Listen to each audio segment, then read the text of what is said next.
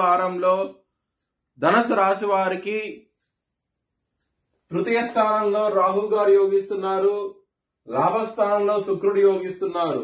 2 గ్రహాలు మాత్రమే యోగిస్తున్నాయి, మిగతా గ్రహాలు వ్యతిరేకత ఫలితాలు ఉన్నాయి.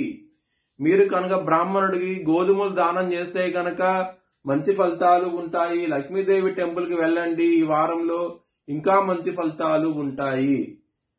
మంగళవారం రోజున, ఆదివారం రోజున ముఖ్యమైన పనులు స్టార్ట్ చేస్తే ఖచ్చితంగా విజయం సాధిస్తారు. గురువారం రోజున మాత్రం ముఖ్యమైన పనులు స్టార్ట్ చేయకండి, స్టార్ట్ చేసిన వ్యతిరేకత ఫలితాలు వస్తాయి, ధననష్టం వచ్చే అవకాశం ఉంటది, శత్రు భయం కూడా పెరిగే అవకాశం ఉంటది. ఈ వారంలో కొంచెం జాగ్రత్త తీసుకోండి.